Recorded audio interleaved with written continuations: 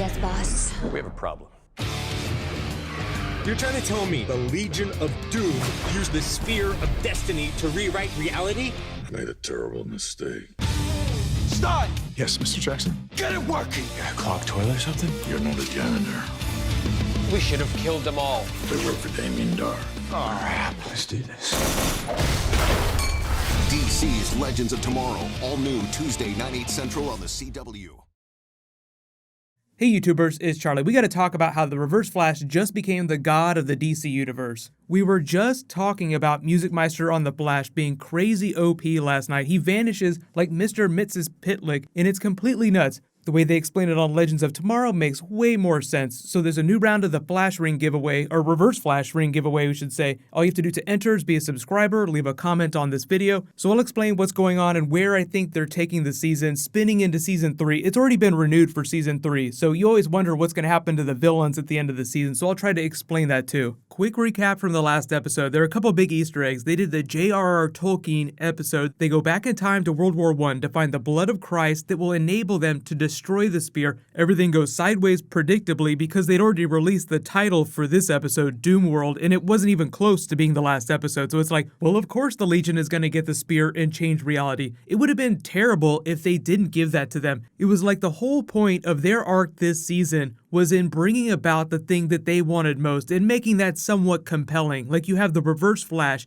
that wants to fix his time aberration so the Black Flash will stop coming for him. So he just wants to live and get rid of Barry Allen on the side. I'll talk about that in a second, because the Darth Vader helmet from Legion of Doom is now Star Labs. This is so crazy. Mark Guggenheim tweeted this picture out and it made me so happy, but I had to check because the background didn't look exactly like Star Labs in Central City like we see it on The Flash. Like it looks like a slightly different place, but then you look at Ray, who's wearing Star Labs uniform. He basically cleans the toilets inside Star Labs, so it seems like one of the things that the Reverse Flash gave back to himself was the Star Labs from Season 1 because he said he missed that so much. So we'll talk about the logic of that in a second, but they went back, they met with J.R.R. Tolkien, so there were a whole bunch of Lord of the Rings Easter eggs. We have to take the powerful artifact and destroy it in the heart of hell itself. So they're basically teasing the plot of Lord of the Rings. They joke about him liking really long stories because Lord of the Rings is a really long book story. They even did Fire Reveals the Secret, like Fire reveals the secret of the Ring of Power, Fire reveals the secret of the Spear of Destiny.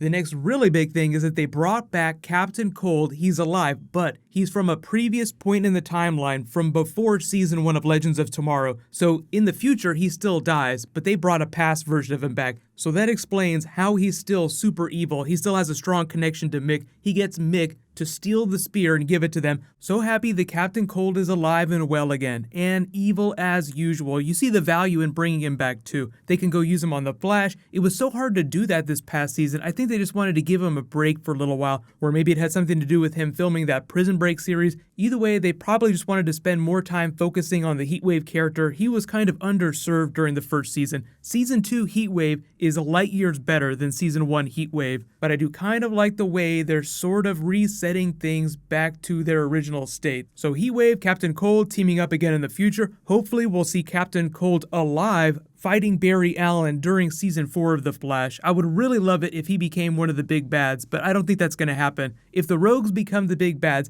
they'll cycle the membership just a little bit. It would have to be more of a Legion of Doom situation where you have an ensemble villain cast, but I don't know if they're going to go in that direction. It's just one of the big possibilities. But by this trailer, we see that the Legion has changed reality, so all of the Legends don't remember the previous timeline. Mick does, and he's the one that goes around telling them, look, everything's changed, I made a huge mistake, we need to change it back.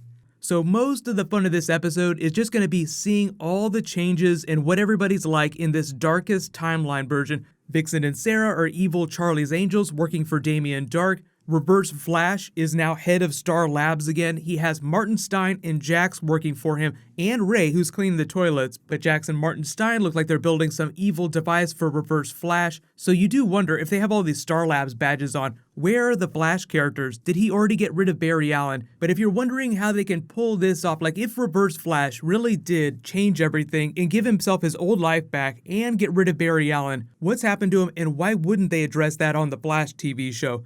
We don't really know how they're going to address it in the episode, but think about it this way. If Reverse Flash were able to erase Barry Allen from existence, then he wouldn't be around to complain about it. So what I'll assume is if we don't see everybody from the Flash in the episode, which I'm not expecting, is that they'll just be off in some other wing working, because it sounded like he really likes Cisco and Caitlin, so he's changed them the way he's changed Vixen and Sarah. But if you're wondering why the Reverse Flash couldn't have done this without the Spear of Destiny, Barry Allen needed to become the Flash so that he could eventually become the Flash. There was a really cool version of the origin story that Jeff Johns retold in the lead up to Flashpoint, where you find out how the Reverse Flash was a big fan of Barry Allen. He became a professor of Flash studies. He studied the Speed Force. Then miraculously one day, a time capsule appears in front of him. He finds Barry Allen's old Flash costume, the Flash ring, and uses the traces of the Speed Force that are left on it to reverse engineer the accident that gave Barry powers and gives himself Speed Force powers,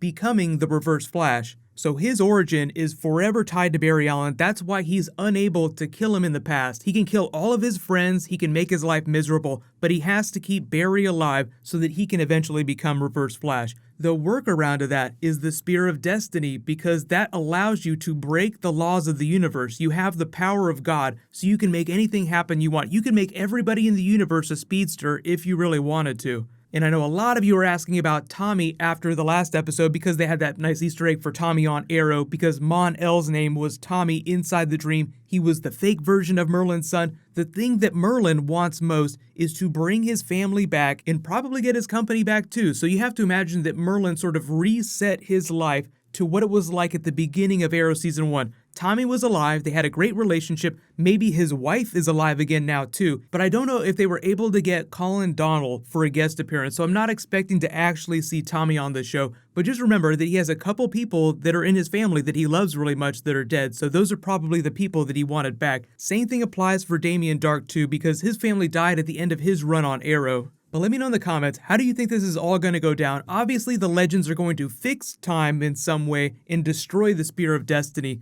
but where does that leave the villains? Because I think that it would be disingenuous to try and get rid of the Reverse Flash. He's too big of a character, so somehow they'll fix the time aberration aspect so that he can continue to exist, but not be so OP that he doesn't need the help of the rest of the Legion anymore. So the whole reason he needed their help this season was because the Black Flash was after him, so he couldn't use the Speed Force as much as he wanted to. So what it sounds like is going to happen is the Legion of Doom will continue to be a thing in Season 3. They might cycle the roster just a little bit and use them in a slightly different way, and there'll be a different MacGuffin, like they won't be going after the Spear of Destiny again. But that's sort of a finale post-credits type twist, where the villains are sitting around with their tails between their legs like, oh, we've been defeated, and then all of a sudden, Reverse Flash like sticks his hand up and goes, I have an idea, gentlemen. It then talks about some new artifact or some new source of power that they go after that will allow them to try and take over the world again. It's very Pinky in the Brain, so there's this aspect of comic book villainy in comedy. So like they're always going to be defeated by the heroes, but that doesn't mean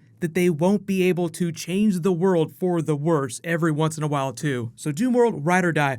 The other really cool news you guys may have heard, Lena Luthor on Supergirl was upped to series regular, meaning she's going to be in most of the episodes, and she's kind of Supergirl's friend on the show right now, but she's a villain in the comics.